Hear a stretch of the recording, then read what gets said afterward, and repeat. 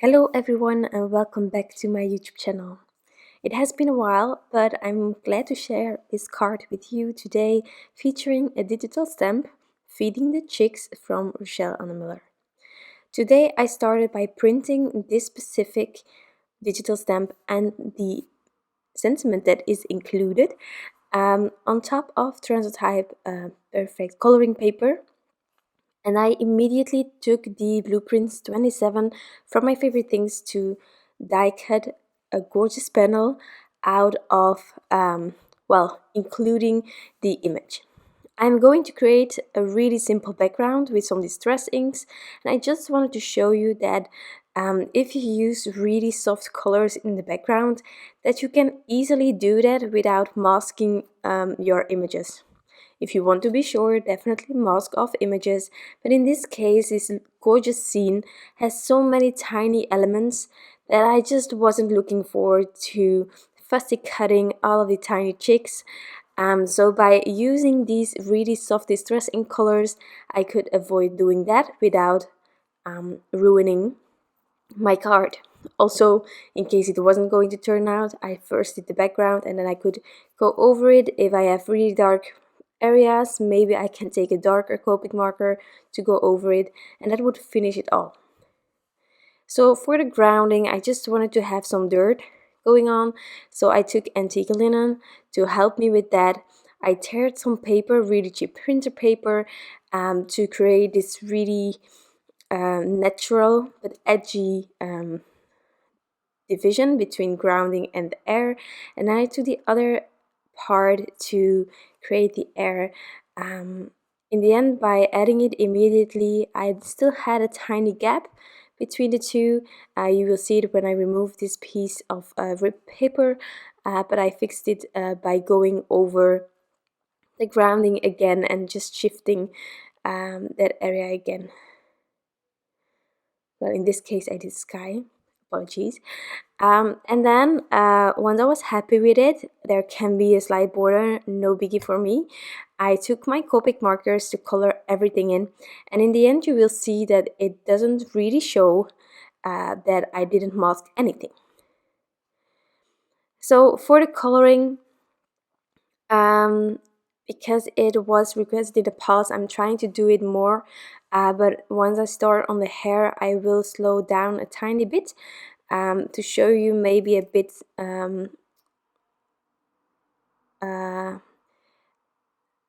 less rushed how I do the hair.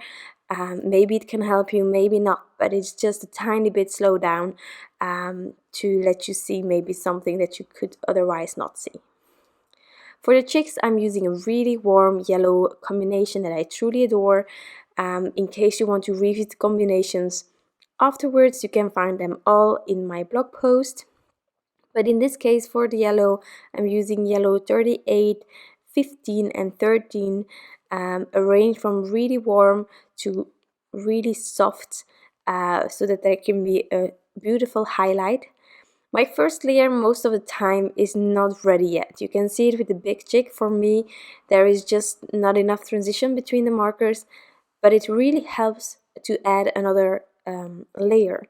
If you find that after 2 layers there is still really a big gap between one of your marker combinations, you can add a third or fourth if you want to, or if you have trouble with a specific transition between 2 markers, you can do the tip-to-tip method, where you use your lighter marker, you go on top of the darker one, and you have a mid-tone created. I'm doing some really simple coloring here. Also, I forgot a chick in her hands, but I will fix that later on. But in case I'm using the same markers, I try to do everything at once, just to avoid having to take off the caps a million times. For the seeds, I just used this brown. There isn't a lot of area to really use 2 markers, 3, 4, so I just used 1 most of the time, and then in the bag I used 2 because we just have a tiny bit more space.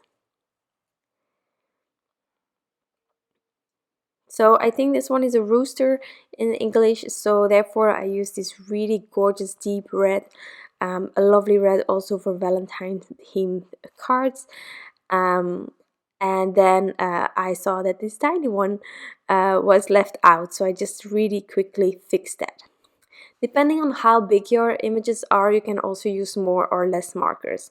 I definitely think that for the rooster there is an option to use a fourth yellow marker to also help you fill that image up quite quickly. But I ended up using the same as for the tiny chicks, which is perfectly fine as well.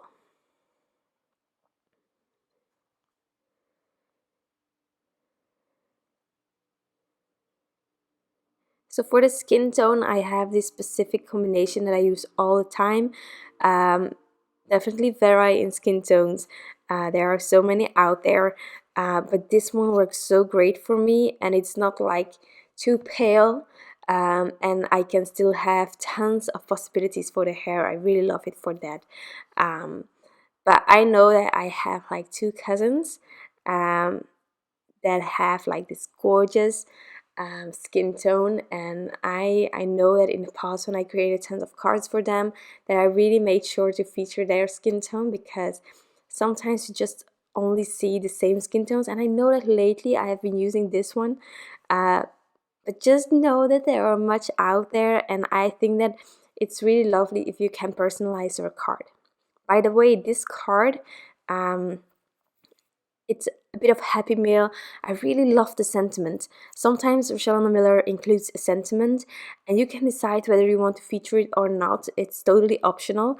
But this card actually was intended in the meantime already given, but I created it for my mother because one of her colleagues was retiring, and I always make cute cards even for people that are over 60, and I just thought that this sentiment worked so great for this occasion as well. So definitely see how you can stretch some of the sentiments.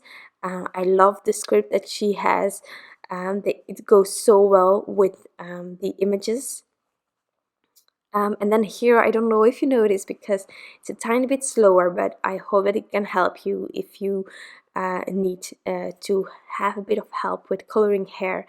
The thing is here that just try to find the hairline if you want to do a style like this, or create your own. Like in the center there, you have some tiny hairs that go a bit everywhere. So I went from there, and then from the bottom upwards. That's how I do it. There are several other ways. And then the more vertical you hold your marker, the thinner your lines can be. Of course, if you put too much pressure, the lines will be really thick. But if you hold it really lightly and you flick really as vertical as possible, then the lines can be so thin that it looks like real hair. So that's what you kind of need to try to go for. And in the beginning, when I tried this technique, it really looked like a mess, but it gets better every time. I get more confident every time, and I think if you want to do hair like this, that you will get confident as well.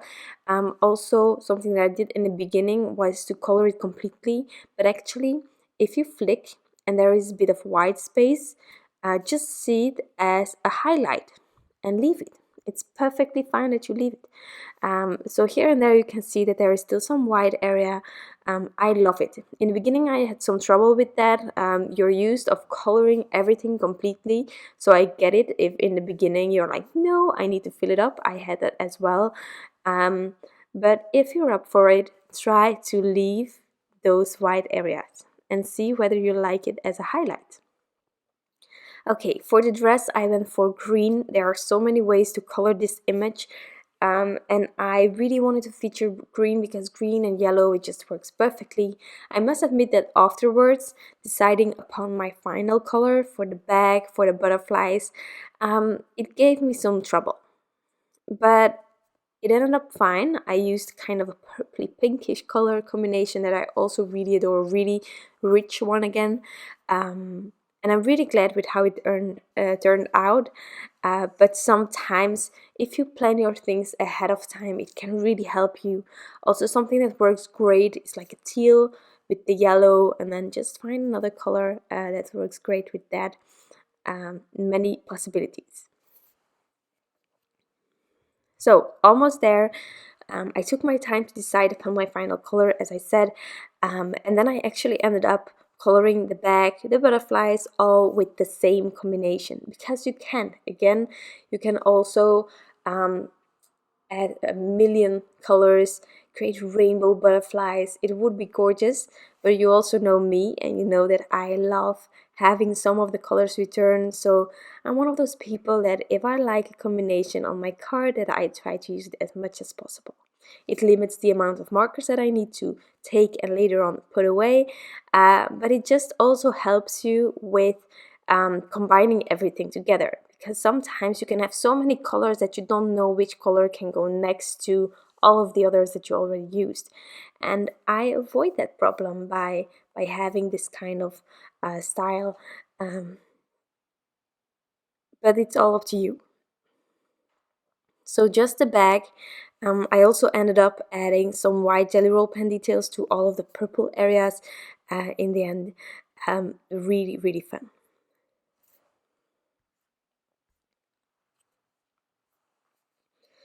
So for the bag, also something that you can see here when I'm coloring with this specific combination is that tip to tip method. So I'm taking the marker, the lightest one, and I'm just creating the in-between tone. And then once you have colored with it, that darker marker will go off the nib and you have again the color that was originally intended by the marker itself. So that's how I end up having my transition with these two markers. So sometimes you just need two and you actually can create three if you want to. Also the colorless blender, one of my favorite markers. It has no color, but it helps me correct all of my tiny mistakes.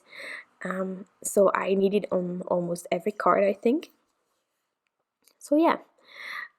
Here I'm adding those white jelly roll pen details, and my card is almost finished. We're going to add it to a panel with some cardstock underneath. Really simple. But you can make it as intricate as you want to. I also left the border of this panel white, which is something that I like doing when I have stitching details. So I marked it off before doing the background. You can go over that border, of course. But the lovely thing about this is that you can actually combine several colors in the back behind this panel because of that white area. You don't need to make sure that it isn't clashing with one of the colors that you used in your background or the coloring itself, which really helps me to be able to have tons of possibilities later on. I went for a muted, really simple sort of craft cardstock. It's wheat from Concord and 9 to go behind. But as you can see, you can mix and match it with several colors. Normally I try to find a color that I have in my coloring, put it behind, just have it returning. But in this case, with like the earth kind of background, I think it is also returning in a way, and it really lets that colored panel shine on its own by just adding a muted kind of neutral cardstock in the back. So I'm trimming off all of the excess. I prefer adding a piece that is too big and then trimming off the excess to make sure that my panel is completely covered or my card base is completely covered. But that's all up to you. But I cannot trim myself a panel that is perfectly A2 to go on a card base. I'm just really rubbish at that, so I prefer doing it this way. Next, I covered the complete background, well, back of my panel, I want to say, with some foam tape. And once I removed that, I could add it to the card base. In case you have some difficulties with positioning your panels, if you use some liquid glue on top of your foam tape, you can still have some wiggle room to get it in place. I just went for it this time. It turned out great. But if you're insecure or you're not really sure about whether it's gonna work and some adhesive is really strong, take that liquid glue, add a bit on top and wiggle around if you need to. So that is my card for today. I hope that you enjoyed this video and that you like the end result. Thank you so much for being here. I'm sorry for being, well, not around, but I still have some things to share with you, and there are some lovely things coming up. So I hope to see you in my next video as well. Bye!